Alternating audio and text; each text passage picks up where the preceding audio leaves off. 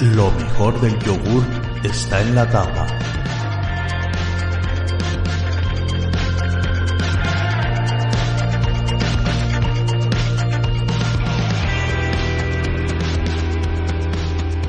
Buenos días, buenas tardes y buenas noches a todos los que escuchan este podcast.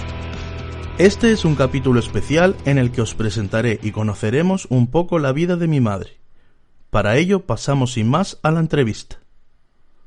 Hola a todos, en este capítulo especial de hoy vamos a hablar con mi madre y como es mi madre y ya hay confianza, no hace falta hacer una presentación muy larga.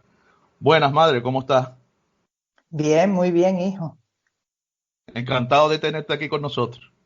Yo encantadísima también de colaborar contigo y participar en este espacio tuyo que tanto me gusta y lo oigo toda la semana. Pues muchas gracias. La primera pregunta que te quiero hacer es ¿cómo recuerdas tu infancia? Y bueno, empecemos por ahí. ¿Cómo recuerdas tu infancia? Mi infancia yo la recuerdo con mucho cariño.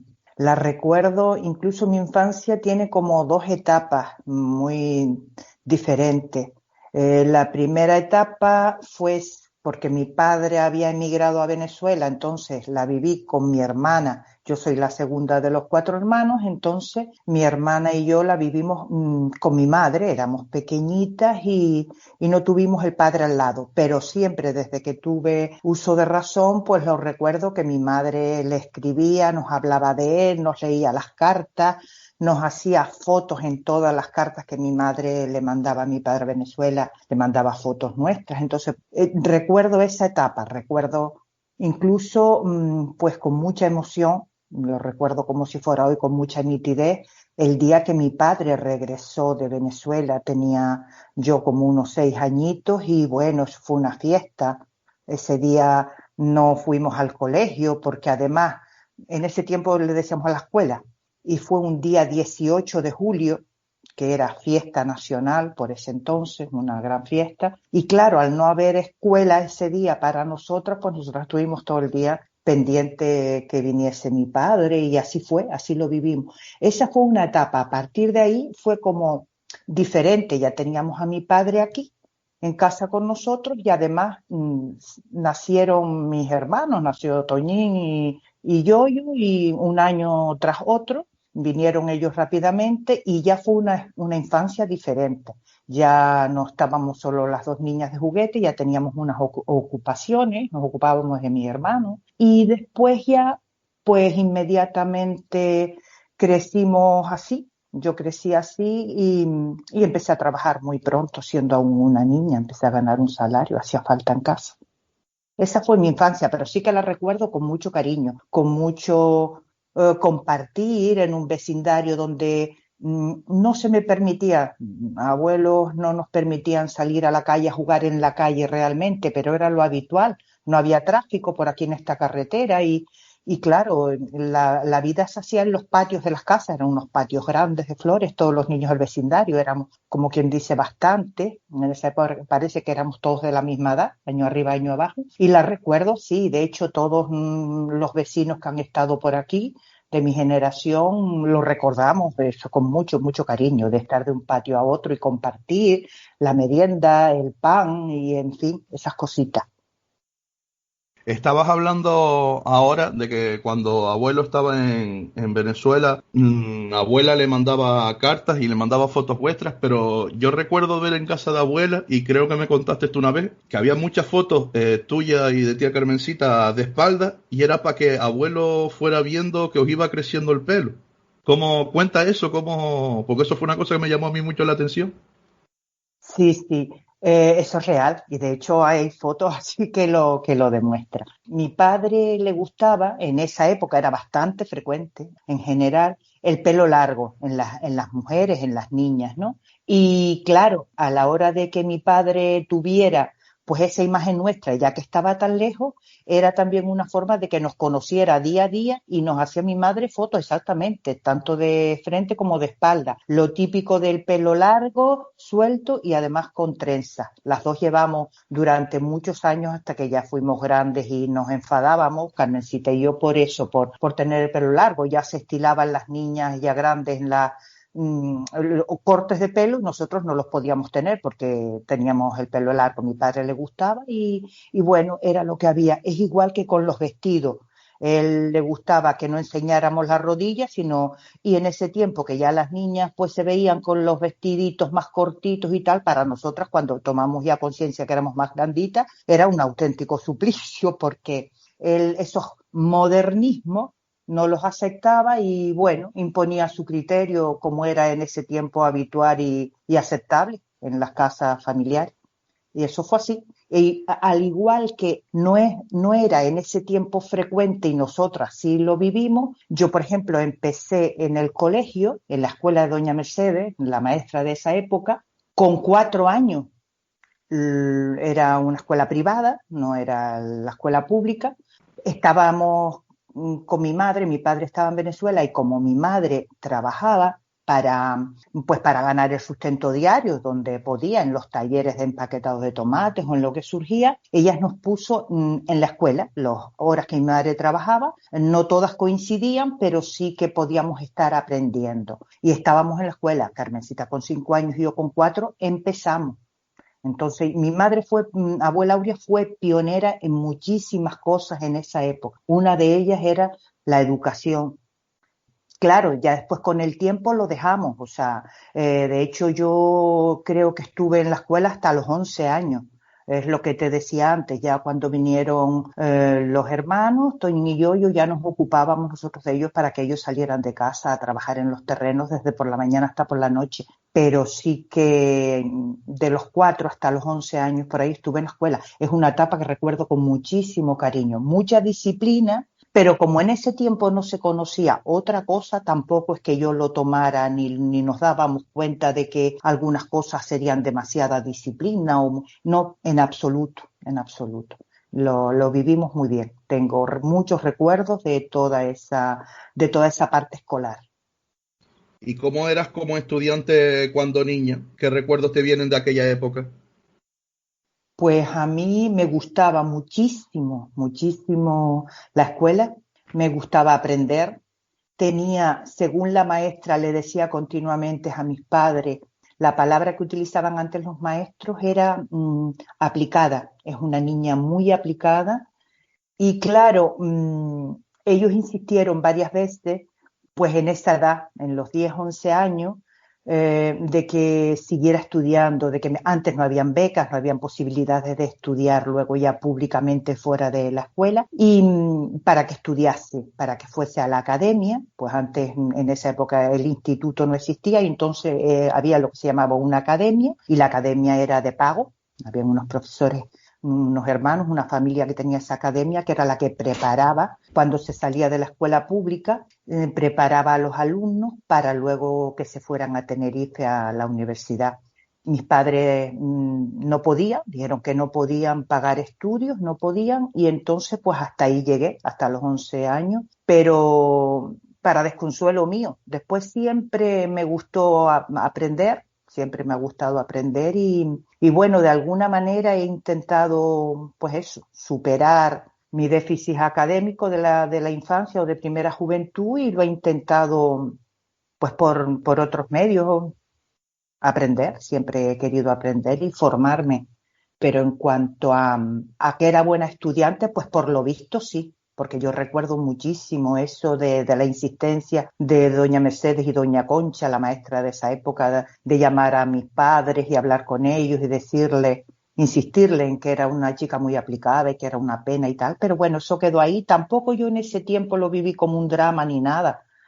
Simplemente me quedé con ganas de aprender, de seguir aprendiendo y luego pues ya lo he intentado por otros medios que han estado a mi alcance, compaginar vida familiar con formación y bueno, siempre he estado ahí. Y como niña, ¿cómo era tu día a día? Mi día a día como niña era pues, te repito, la primera parte de la infancia fue así como muy niña hasta que nacieron mis hermanos y lo de juguetes, jugar y actividades, digamos, propias de la edad, como que tuve pocas, si lo comparamos con hoy. En ese tiempo, insisto, que era lo habitual. A mí me gustaba mucho leer y siempre que pillaba por algún lado algo, algún tipo de novela, aunque no correspondiera a mi edad, que se diría hoy, pero a mí me gustaba mucho leer y intentaba buscar por algún lado todo lo que hubiera. Sí que es verdad que salíamos, digamos que la vida social que teníamos en esa época cuando ya éramos más granditas era salir a dar un paseo. A dar un paseo era pues llegar hasta abajo, hasta la plaza del kiosco, que se llama hoy, hasta la plaza, damos una vueltita con las amigas, tenía muy buenas amigas que sigo conservando hoy, sí, todas así de mi generación, evidentemente, y salíamos a dar un paseíto. En ese tiempo la luz eléctrica no estaba a las 24 horas como la tenemos hoy, como la conocemos, sino que la luz era como a partir de las 7 de la tarde, no recuerdo hora exacta, pero vamos a ver. Entonces la luz pública, la de la calle, que se encendía a esa hora más o menos cuando se estaba oscureciendo, la orden que teníamos, porque eso era una orden de mis padres, era que teníamos que estar en casa en cuanto se encendía la luz de la calle, pumba, derechitas para casa.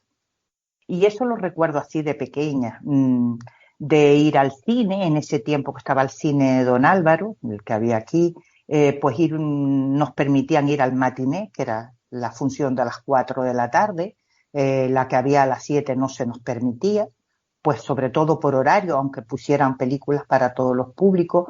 En ese tiempo sí que en la infancia fueron mis padres muy estrictos con las normas que ellos imponían, y la verdad es que no nos costaba, en la infancia no nos costaba para nada cumplirlas, porque como era lo que conocíamos y lo que habíamos vivido y mamado desde pequeño, pues ellos decían negro, pues era negro, aunque tú luego ya de mayor pensaras, contra, pues no fue negro, era blanco, pero no. Yo lo viví bien, mi infancia la recuerdo con, ya te digo, con cariño, sobre todo muy unida a mi hermana, y después ya la segunda etapa de la infancia que era más grandita, ya incluso pues por eso, pues por obligaciones que se nos imponían, que se me impusieron, ni la recuerdo como infancia, sino incluso eso, a lo mejor a partir de 8 o 9 años ya era como una juventud prematura, porque ya no lo recuerdo yo así. ¿A qué edad empezaste a trabajar y cuál fue tu primer trabajo? Si por trabajar se entiende ganar un salario, empecé con 13 años, porque lo que es trabajar, como se entiende hoy, es decir, tener unas ocupaciones y obligaciones, fue desde muy pequeña, que hacíamos, como quien dice, ayudábamos a mis padres en todas las labores, no solo de la casa, que nos ocupábamos, las niñas, recalco, pero sí que en las labores de campo, de animales, de terrenos y todo, desde muy niña. Pero con 13 años yo empecé a ganar un salario. Mi madre, que como te he dicho, se ocupaba de siempre de ganar también un salario donde podía la pobre y aportar a la casa. Otoño, invierno, habían personas que plantaban fincas, sus terrenos de tomates, que era la plantación de la época, lo que daba algún dinero, y contrataban, o sea, a personas que se dedicaran pues a lo que llamabas amarrar tomates, a trabajar en la finca, y mi madre hacía días, pues era eso, evidentemente sin contrato ni seguro ni nada. Fulanita acostumbra a trabajar en esto, pues avisaban a mi madre si le interesaba ganar un par de días, y si conocía a alguien más, pues entonces mi madre dijo, pues mira, sí, mi hija, porque yo ya estaba acostumbrada y ya con esa edad, ya te digo, ya había trabajado bastante en eso, en las fincas familiares. Y trabajé, la primera compañera de trabajo que tuve, así ganando un salario, fue mi madre. Fuimos las dos a una finca, que recuerdo el nombre del señor también, amarrando tomate. De sol a sol. Imagínate, con 13 años, una niña, yo doblada, llegaba por la tarde más doblada y llena de dolor que otra cosa. Total que así, ese fue mi primer salario, en ese otoño-invierno que trabajé con mi madre. Al año siguiente, o incluso yo creo que fue en ese invierno, sobre todo en época del empaquetado de tomate, habían unos días, un par de semanas, que era el fuerte de trabajo, porque se trabajaba en los empaquetados de tomate hasta las 2 y las 3 de la mañana. Entonces salíamos, las que trabajábamos en las fincas, a lo mejor a las 5 o las 6 de la tarde, dejabas los terrenos que se te habían cumplido tus 8 horas de trabajo, y de ahí ibas al empaquetado, a los talleres, a empaquetar tomates y a lo mejor ahí te daban las 2, las 3 de la mañana. ¿Por qué se trabajaba unos días hasta esa hora? Porque en ese tiempo la fruta, es decir, los tomates, tenían unos días determinados de embarque, de que salían de la isla. No habían barcos todos los días como hoy que se llevan y traen toda la carga, sino había que aprovechar cuando el barco viniese a llevar la carga, los tomates, y había que sacar sí o sí todo lo que se podía para embarcarlo, para el embarque. Se decía, esto tiene que salir para el embarque de mañana, y te daban, ya te digo, las 2, las 3 o las 4 de la mañana. Con lo que llegabas luego a casa, te dabas una ducha, la que tenía ducha y la que no, nos lavábamos un poco, apenas descansabas y a las 8 de la mañana estabas otra vez en los terrenos. Eso en ese tiempo como que ni siquiera había tan buen ambiente de trabajo, lo pasaba tan bien con toda la juventud que había, era como que estábamos todos en la misma situación, y lo que hoy te parece que no es normal y que eso es imposible que se pudiera hacer así, lo vivíamos el día a día normal, incluso disfrutábamos. Yo pienso cómo trabajaba en esa época y yo lo disfrutaba, era la vuelta a las 2, las 3, las 4 de la mañana a casa, era como una fiesta, como el que venía de romería. Salíamos todas del empaquetado para casa y era un jijiji, jajaja, ¿me entiendes? Entonces, yo tengo, fíjate, eso, muy buenos recuerdos de cuando empecé a trabajar, porque aunque era una niña y no fui por pasarlo bien, sino porque la economía y las necesidades familiares así lo exigían, pero como era algo que lo viví tan normal, lo disfruté y no lo recuerdo para nada ni triste, ni que me haya causado ningún trauma el haber trabajado desde niña. No, no, para nada en absoluto. Tengo muy buenos recuerdos ese, muy buenos recuerdos. ¿Y cuándo y cómo conociste a tu marido, mi padre? Cuéntanos esa historia. Ay, bueno, pues en esa época la vida social de la juventud, al menos la de mi entorno, era lo que te decía, salir de paseo hasta abajo, hasta la plaza, o como quien dice, ir paseando calle arriba, calle abajo, pues la calle es del medio, 2 o 3 amigas, normalmente íbamos así, en parejas, 2 o 3 amiguitas, y los chicos pues hacían lo propio. En ese tiempo se ponían por la esquina de Juanquilla, que sabrán la que es, por ahí frente a la iglesia, ellos hacían como sus grupitos para ir ojeando también el material. Y claro, cuando alguien te gustaba, lo típico era eso, pues te arrimabas, ay, nos damos un paseo, se venían, hablaban, te saludaban, o te invitaban un chupete, pues, pero es real lo del chupete, ¿eh? O unas pipas, o lo que se deseara. El que más, y con suerte una chocolatina, no te lo pierdas. Y bueno, nos acompañaban, íbamos hablando, riéndonos hasta el muelle, volvíamos, y ya después también íbamos en Los Leones, en el club de fútbol Los Leones, había todas las semanas, todos los fines de semana, unos bailes juveniles que se llamaban asaltos. No me preguntes por qué, porque al origen del nombre a esta altura digo sin conocerlo. El asalto, íbamos al asalto de Los Leones, al asalto que luego viendo el resultado como que asalto es. Un par Y de ahí combates cayeron, sí. sí, sí, sí, sí. Allí había música, ponían los discos de la época, las músicas, allí, que yo era fantástico. Lo pasábamos súper bien. Era como la discoteca, el pachá de la época, para que me entiendes. En esa época era lo que había, ¿no? Había baile en Los Leones y en el Junonia, pero nada que ver. El Junonia siempre se consideró en esa época que era como para la gente mayor, era de socio, y Los Leones fueron como más aperturistas, era como que toda la juventud, socios o no socios, podíamos ir allí a bailar y a pasar el rato. Y allí, entre baile, a ritmo y separo, allí surgieron muchísimas parejas. Y papi fue así, ya lo conocía, evidentemente, porque al ser de aquí de San Sebastián, aunque en ese tiempo el barrio del Calvario era como otra ciudad, era de los del Calvario. También habían bailes, eso ya eran bailes con orquesta, más espaciados en el tiempo, no eran todas las semanas, en la sala de fiesta, que en ese tiempo era baile con orquesta, con frecuencia habían allí, íbamos a los bailes y era la forma de ligar, era esa, en los bailes.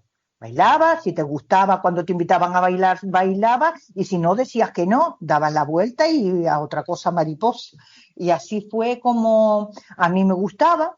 porque era súper simpático y risueño y dicharachero y a mí me gustaba y yo siempre en ese tiempo estaba con una amiga mía y él se acercaba y tal y las dos decíamos una a la otra, pues a alguna le gustamos, a alguna le gustamos. Cuando yo empecé, él empezó, cuando papi empezó a acompañarme, como íbamos dos, y él estábamos paseando siempre juntos y compartíamos pues eso, alguna golosina y tal, ya la amiga esa mía vivía más en el centro, se dirigía a su casa y cuando yo noté que me acompañó de la sala de fiesta para arriba, digo, uy, pues te llama por mí.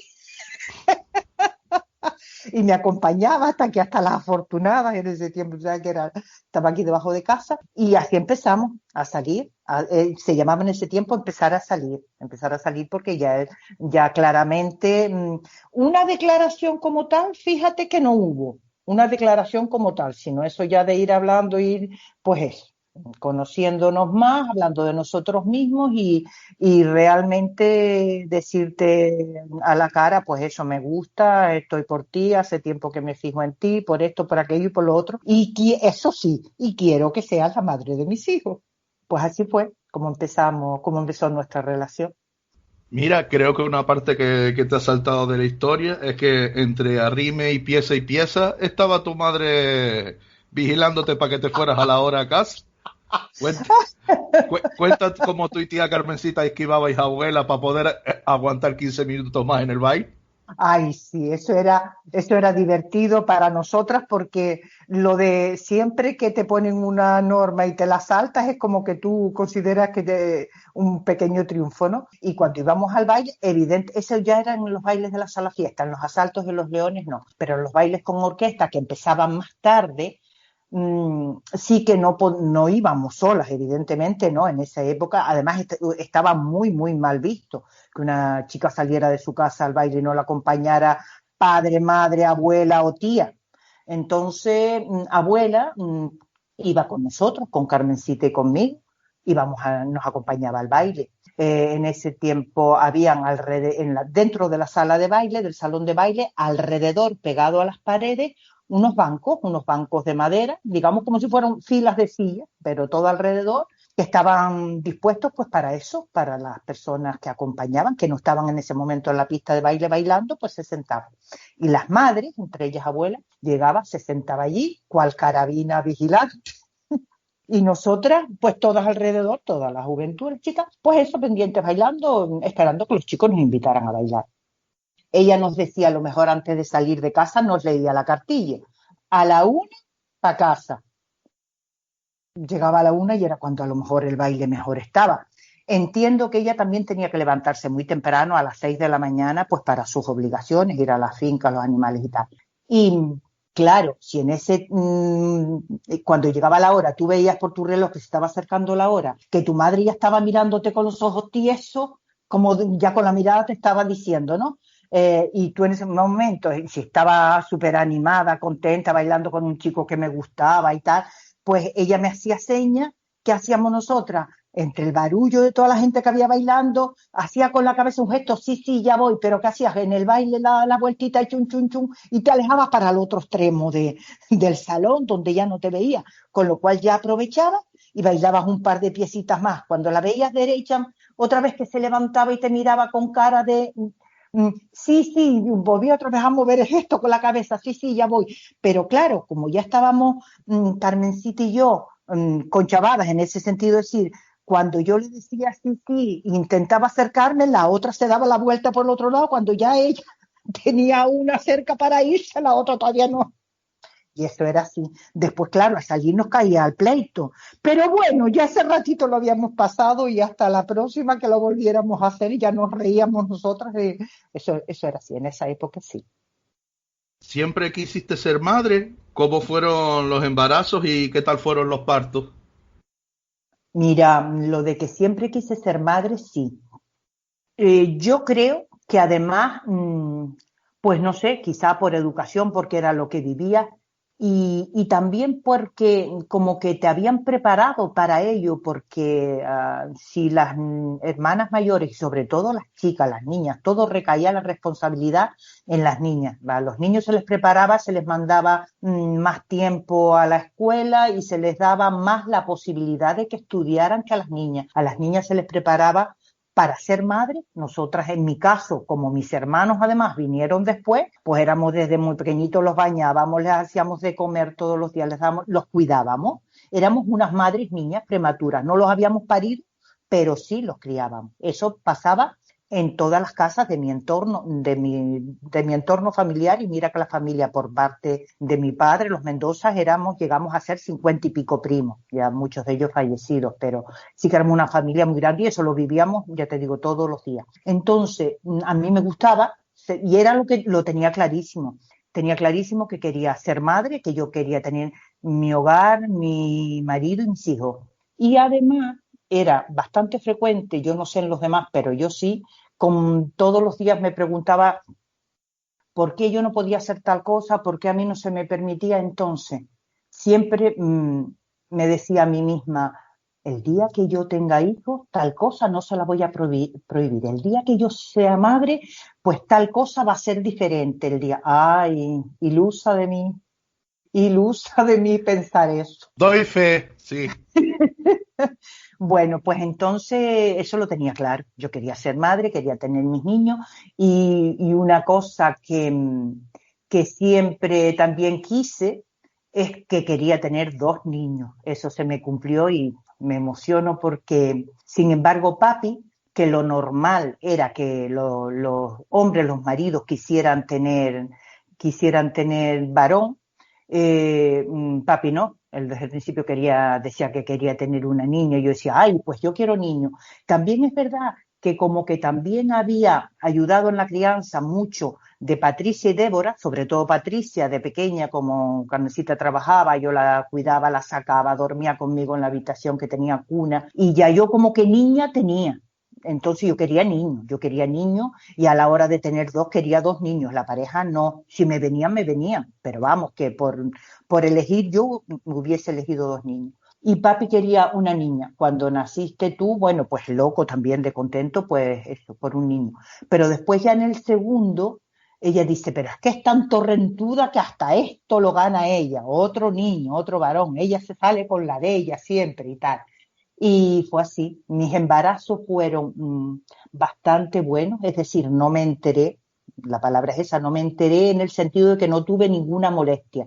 Sí que desde el principio, muy rápido, me hice el predictor, pues porque estaba muy deseosa. Tú te hiciste de rogar, el embarazo primero estuve pues buscándolo casi 2 años hasta que quedé embarazada.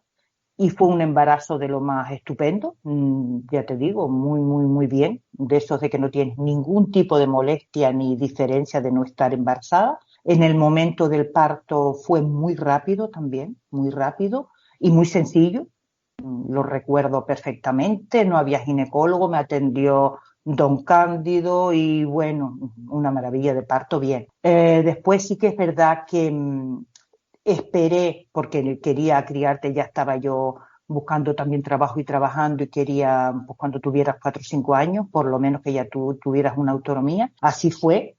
El segundo fue también buscado y cuando quedé embarazada, pues lo mismo, un embarazo súper bueno, tranquilo, sin ningún altibajo ni molestia, y en el momento del parto, pues incluso mucho más rápido que el tuyo. Sandro siempre ha sido más adelantado en todo, como tenía a quien imitar y quería ir. Entonces, desde el momento del parto fue súper rápido y ningún problema, embarazo y parto súper súper rápidos y muy bien. Los recuerdo los dos, como toda madre, pues hay cosas que se me olvidan, muchísimas, pero eso no. Espero que hasta el momento último de mi último suspiro siga recordando todo eso, porque los viví intensamente y lo disfruté, lo disfruté. Bien es verdad que cuando parí, cuando estaba con los dolores de parto, sobre todo del primero, del segundo ya sabía lo que era. Sí que pensé, y lo dije así en voz alta, en paritorio, Dios mío, y por esto pasó mi madre 4 veces, porque a partir de ese momento valoré yo muchísimo más a mi madre cuando yo fui madre. Yo creo, y eso es un sentimiento en general que le he oído a todas las mujeres. Entonces ya entendí yo de verdad a mi madre. Así que tú no podrás sentir eso. Padre será. Ni gana. Como madre, ¿cuáles han sido tus mejores momentos o que recuerdas con más cariño? Pues los que acabo de narrar, el parto, el nacimiento de mis hijos, eso, lo mejor de lo mejor, eso es lo mejor, porque cuando te lo sacan y le ves la carita, ya eso es una felicidad y después cuando ya te quedas en la habitación, lo tienes al lado en la cuna y lo miro y digo, Dios mío, pero de verdad, algo tan bonito y perfecto estaba dentro y se hizo de la forma que se hizo, es que es algo, a mí me costaba asimilarlo porque me pareció eso tan bonito. Y después a lo largo de la crianza de los hijos, de la vida, es un día a día, hay momentos, pero son tantos que me quedo con el nacimiento, porque son tantos, pues en los primeros pasos, la sonrisa, el que te diga mamá, muchísimos, de verdad, muchísimos, son muchos. Y una cosa que también no quiero dejar pasar, que es que cuando tú naciste, y yo lo decía a lo mejor con alguna familia o con alguna amiga, y yo decía, ay, yo creo que tengan los que tengan, los demás que vengan, niño, niño, es que no va a ser igual, es que no me decían, sí, sí, sí, sí, sí, va a ser igual que te lo digo yo, que tengo 2 o que tengo 3. Dices como los dedos de la mano, son todos hermanos, ¿cuál quieres tú? No son todos necesarios, no los cuidas igual y son todos diferentes. Y efectivamente es así. Tuve un segundo hijo y siempre digo, ¿será porque el primero es el primero, el mayor y el más, y el segundo es porque es el pequeño? Pero es igual de emocionante, igual de cariño, igual de todo, de responsabilidad, el primero que el segundo. Y para mí es un día a día, un día a día. De pequeños daban unas satisfacciones y algún que otro insatisfacción. Cuando estaban en edad escolar, uno quiere que tengan pues lo que yo no tuve, de que estudien, de que se formen. Esa es como una espinita que me quedó de que pues a nivel académico no quisieran más porque tenían la posibilidad que yo no tuve de estudiar y de formarse más, pero yo me quedo de verdad de hace muchos años con que son buenas personas, que los adoro, aunque no se los diga con tanta frecuencia y que siempre les he dicho, siempre desde pequeño, que a mí me tienen, siempre, siempre en primer lugar mis hijos, siempre estaré dispuesta para tenga lo que tenga que hacer, esté en la situación que esté, escucharle y por eso cuando me dijiste de este momento, yo digo, pero es que yo nunca no he querido ni participar nunca en ningún tema de medios, de nada. Pero bueno, a mis hijos no le puedo negar lo que me pidan. Siempre que esté en mi mano, aquí estaré para lo que quiera. No te me pongas ñoña, que todavía queda entrevista por delante. Quería preguntarte una cosa ahora. Hubo una época en la que estabas trabajando por las mañanas, yendo a clases por la tarde, estudiando por las noches, llevando los cuidados de la casa con tus 2 hijos sola, y encima, me refiero sola en el sentido de que de la casa te ocupabas solo tú, y encima yo estaba en plena adolescencia. Y no solo no ayudé nada, sino que lo complicaba todo un poco más con mi rebeldía estudiantil y vital. ¿Cómo recuerdas aquella época y cómo no acabé yo malherido en una cuneta a golpe? No, hombre, tanto no. Pues mira, en los momentos que se está viviendo, que yo lo viví, pues para mí era un drama en el sentido de que yo veía lo contrario de lo que quería. Es decir, por más que yo me esforzaba con mis hijos, parece que el resultado era lo contrario de lo que yo pretendía. Entonces, era un día a día que estoy haciendo mal, que mal lo estoy haciendo. Eso era lo peor que yo sentía. En cuanto al trabajo, la ocupación y faltarle horas al día, yo, como en ese tiempo mis fuerzas físicas no flaqueaban, tenía claro y entusiasmo por lo que quería y era la única forma de conseguirlo, es decir, tenía que trabajar porque tenía mi trabajo fijo al que yo ponía primero mis hijos y segundo mi trabajo y viceversa, es decir, por citarlos en orden, porque para mí eran tan importantes una cosa como la otra, trabajaba y sobre todo también, yo en ese momento sí que lo dije, pero visto con el tiempo incluso más, yo tenía la suerte de con mi trabajo muchas veces conciliar vida familiar y laboral. Ya la social quedaba atrás, pero la familiar y la laboral sí que la conciliaba bien, porque por mi trabajo, por la ubicación de donde trabajo y el horario, al trabajar yo también en un centro dedicado a la educación, de alguna manera los horarios eran casi coincidentes. Las vacaciones, pues como que también, en los días de Semana Santa, Navidad, carnavales, todo eso, eran coincidentes en días que yo tenía libres con vosotros. Eso no me resultaba difícil. En cuanto a la formación, como yo te dije, que me quedé con hambre de estudiar, de formarme, pues yo aprovechaba las oportunidades que habían, que era cuando empezaron los ciclos formativos por la tarde en FP y todo ese tipo de cursos en Radio ECA y todo eso. Y claro, era la única opción que tenía de seguir formándome, era pues apechugando, trabajar, criar a mis hijos y formarme. Yo no lo veía como un trabajo extra, lo de asistir a clases. ¿Qué pasa? Que evidentemente habían exámenes y tal.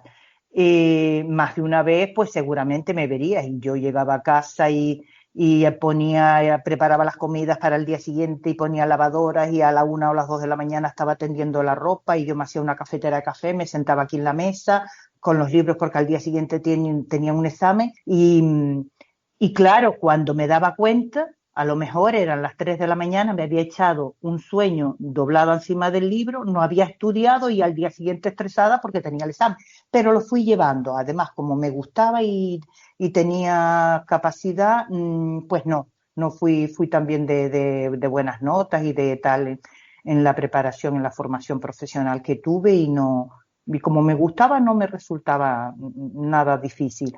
En cuanto a estar trabajando y llamarme del instituto, Rosaura, mira, qué tal, y sabes la rabia que me daba. En ese tiempo sí que eso sí que cuando me decían los profesores de mis hijos, de uno y de otro. Pero él no tiene ningún problema para asimilar conceptos, es muy bueno, tiene tal, si él quisiera, si Néstor quisiera, él podría estar en la NASA porque él tiene capacidades, él lo que pasa es que Haciendo quinielas, ¿no? él se distrae con fulanito, con menganito, porque yo entiendo que él a lo mejor es que se aburre, pero le digo si quiere que... Mire, por eso, si yo estaba trabajando y tenía que salir, pues imagínate el disgusto, por eso que decía, Dios mío, qué pena que yo no le puedo, ¿qué hago? Yo te preguntaba y tú que no, ma, que tú no tienes nada que ver, ¿qué tal? Pero bueno, lo viví así, ya que ha pasado el tiempo, vuelvo a repetirte que ya no lo veo así, con ese dramatismo. Fue lo que más me costó de esa época, pues eso, la formación académica de mis hijos, que no hicieran más. Pero por lo demás, porque yo trabajara, hiciera las labores de la casa, estudiara, pues no, eso lo llevaba relativamente bien. Bien es verdad que siempre sí que tuve ayuda. Sí que tuve ayuda, yo en ese tiempo no tenía coche, como tú sabes, y claro, Carmencita, mi hermana, tía ha sido siempre mi mano derecha. Ella me traía la compra a casa, me llevaba al médico, os acompañaba. Acuérdate del coche de la Loma. Cuando le quitaste el freno, ella te llevaba a todas partes y tal. Y siempre he tenido eso, la gran ayuda, la gran suerte de tener una hermana pues pendiente de mí para lo que necesitara. Ahora quisiera que nos hablaras un poco de tu enfermedad, que es la fibromialgia. Es una enfermedad poco conocida y que sin embargo padecen muchos hombres y mujeres. ¿Cuándo y cómo te la detectaron? En un momento dado, yo estuve mala por un tema familiar, estuve anímicamente mal. Y eso luego conllevó a que yo estuve de baja laboral, y cuando me incorporé, que yo me encontraba anímicamente bien y tal, empecé a sentirme con mucho dolor de lumbalgia y mucho dolor muscular, o sea, era como digo yo en todo el cuerpo. Sobre todo empecé con lumbalgias repetitivas, al médico, tal, medicación, y, en fin. Y después empecé, pues, el dolor generalizado, muscular, me dolía todo. Yo decía, a mí me duelen hasta las pestañas, yo no puedo respirar. Y yo, Carmencita, mi hermana me decía, empezó a venir aquí en el hospital viejo, el hospital de la época, empezó a venir la primera vez una reumatóloga, la doctora África se llamaba. Y Carmencita me dijo, Rosy, yo voy a hablar con la reuma que está viniendo, porque este tipo de dolencias que tú tienes, yo lo he visto en pacientes que van a la consulta de la doctora y tal, y yo le digo a ella lo que te pasa, a ver qué me dice. Total que nada, concertaba una cita y fui. Y ella me empezó a explorar y a preguntar, y me dijo, ay, que yo creo que vas a tener fibromialgia. Yo esa palabra era la primera vez que la oía.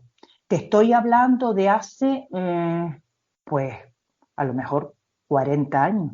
A ver, no, 40, yo tendría como unos 39, no sumen la edad mía, pero a lo mejor 30 años sí, cerca de los 30 años sí va a ser seguramente. Total que ella me mandó unas pruebas, unas analíticas, unas radiografías y tal. Esta es una enfermedad, pues, que no se detecta en esas pruebas médicas, pero ella dijo, es probable que sea fibromialgia, pero te voy a mandar tal y tal pruebas y analíticas para descartar o ver si es otra cosa.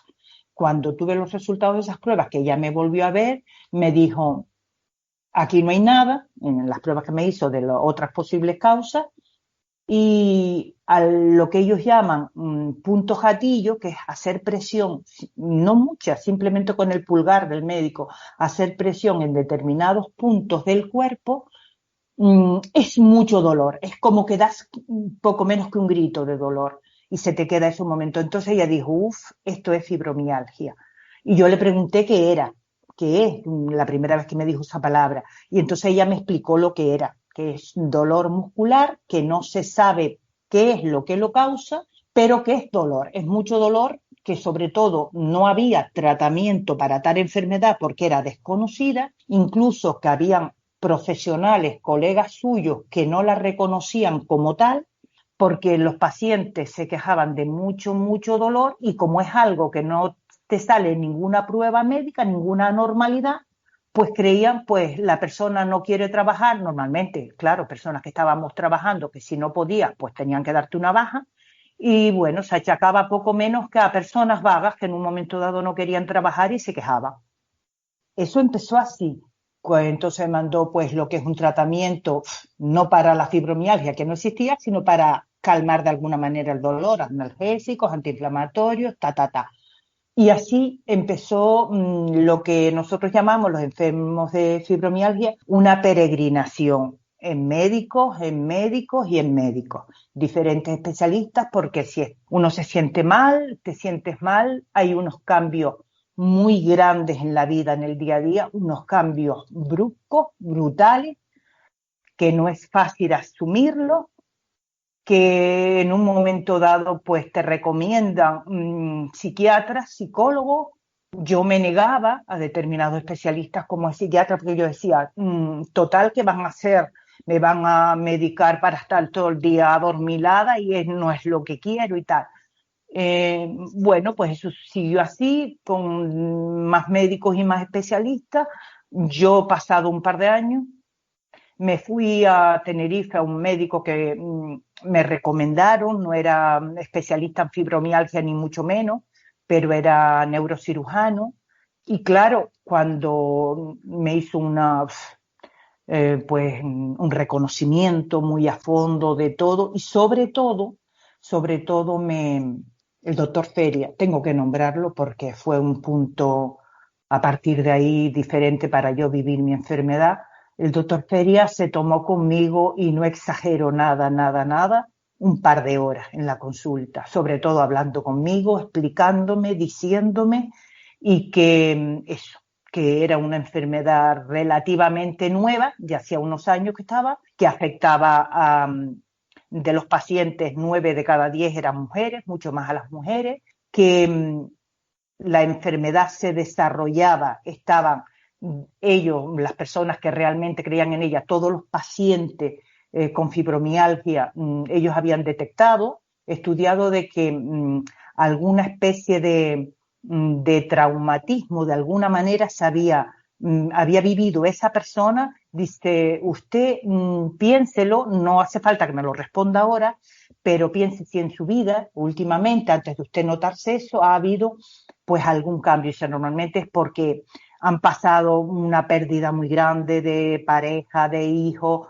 de un familiar, de un ser querido, un accidente de tráfico, alguna causa que haya hecho que de repente, pues, el tipo es que no recuerdo la palabra, de sustancia que contienen, pues, las terminaciones nerviosas desaparezca, y lo que para cualquier otra persona no produce dolor, los pacientes con fibromialgia, cualquier mínimo roce o cualquier mínimo esfuerzo tal, le produzca mucho dolor.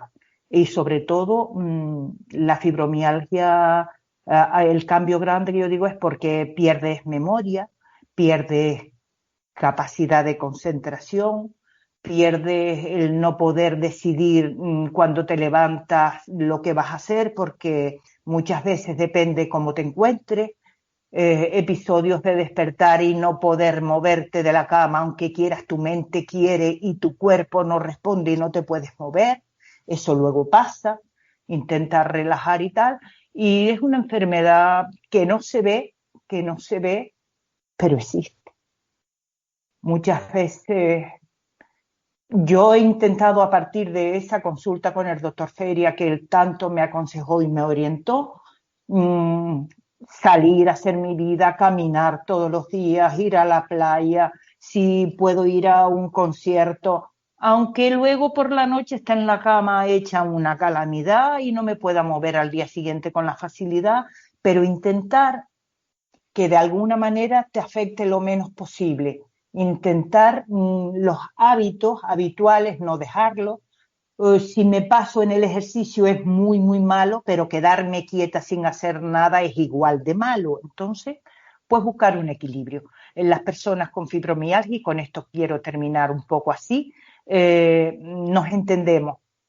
Yo creo que ya, afortunadamente, ya hace bastantes años, que los mismos profesionales también. Yo en mi vida he tenido algún elemento, en mi vida como paciente de consulta, algún elemento que no lo entendió en su momento, la enfermedad, pero afortunadamente sí he tenido muy buenos profesionales y a día de hoy que me entienden y sobre todo que me escuchan, porque es tan importante o más que te escuchen a la medicación que te prescriban. Eso es así. Ahora que vas a cumplir 64 años, ¿de qué cosas te sientes más orgullosa? De mis hijos, de pues de haber de alguna manera cumplido, entre comillas, pues como que mi papel que me fue encomendado desde que nací, pues eso de ser madre, de dejar mi huella, porque yo sé que cuando falte tengo una huella ahí que he dejado, que son mis hijos, de lo que más, sin lugar a dudas. ¿Y alguna cosa más para que no Uy, quede muy pelota? pues no, la verdad es que si tengo que dar gracias a esta vida por haberla vivido y disfrutado es de mi familia en general, de mi familia.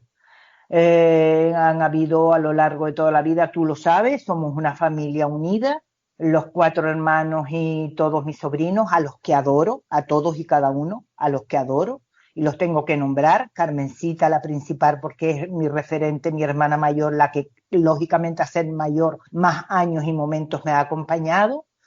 mis hermanos, Toñín y Yoyo, que los quiero con locura, y evidentemente sus hijos, de unos y de otros. Todos y cada uno de mis sobrinos y sobrinas, los citaría a todos, pero yo creo que no es necesario citarlos por nombre. Así que... Y los hijos de sus hijos también, ¿no? Y los hijos de sus hijos. O sea, ya mis sobrinos nietos, ya que mis hijos no me han dado nietos, yo tengo lo más parecido, que son mis sobrinos nietos. Eso sí que los voy a nombrar porque solo son dos. Manuel y Venus. Manuel es vamos. Mi ojito derecho no. El derecho, el izquierdo y alguno más.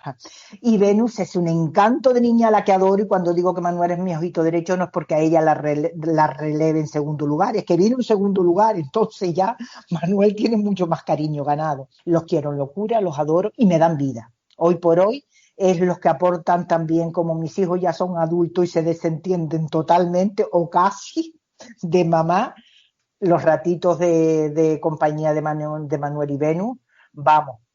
Es mi alegría y cuando estoy con ellos no me duele nada, aunque tú lo sabes que en cuanto se van cojo sofás y digo, ay mi madre, pero vamos a ver, que me dan vida y me agotan, pero lo disfruto, a los niños los disfruto. Por eso es que es muy, muy importante la familia en mi vida, muy importante, es el papel destacado.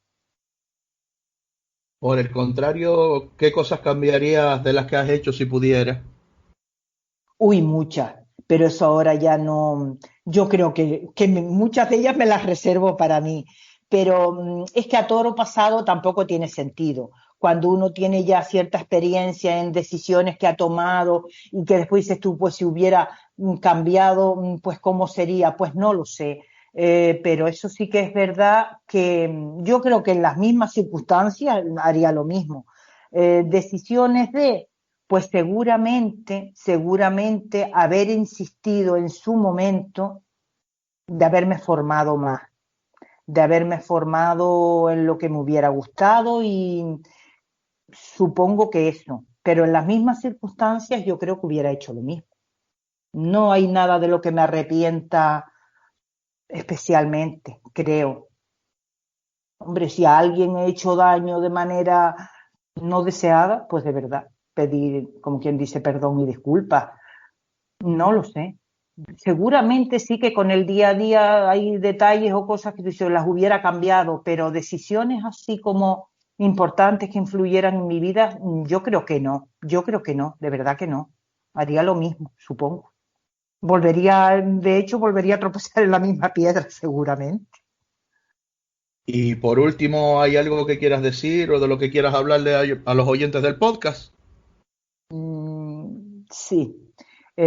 Quisiera, lo primero es darte las gracias por esta oportunidad de haber estado este ratito contigo. A las personas que me están escuchando o que quieran escuchar, pues nada, decir que para mí ha sido un placer contar esta como experiencia, esta vida pues bastante aburrida o simple que he llevado, no es nada como para estar en ningún tipo de espacio contándolo, es algo como muy familiar, pero yo lo he hecho con mi hijo porque ha sido un gustazo, siempre lo es, hablar con él y desearle lo mejor a todos, darles las gracias por estar escuchando este espacio y que no se lo pierdan todas las semanas, que siempre habrá. El tema de hoy no es nada interesante, al contrario, yo creo que es el más insulso de todo, pero yo lo sigo. Siempre hay invitados y temas que me gustan. Dar las gracias a todos y desearles lo mejor. Pues, madre, muchas gracias a ti y nada, nosotros nos vamos a seguir viendo y hablando. Un saludo. Venga, para ti un besote, Rey. Chao. Chao. Esto ha sido todo en el capítulo de hoy. Para mí, el más personal e importante. Quería rendirle un homenaje a mi madre por su cumpleaños y he usado este podcast para poder hacerlo. Ella nunca ha sido de hablar en medios, ni de hablar en público, por lo que sé que ha hecho un esfuerzo grande y se ha abierto a todos nosotros para poder darme una buena entrevista. Luchadora, entregada, paciente y fuerte son algunas de las cualidades que se sacan de lo que hemos podido escuchar. Y aún teniendo muchas más, solo los que la conocemos y tratamos sabemos cuáles son. Por todo ello, y porque siempre ha luchado y creído en mí, te quiero, mamá. Y a vosotros, sed felices y no deis por saco.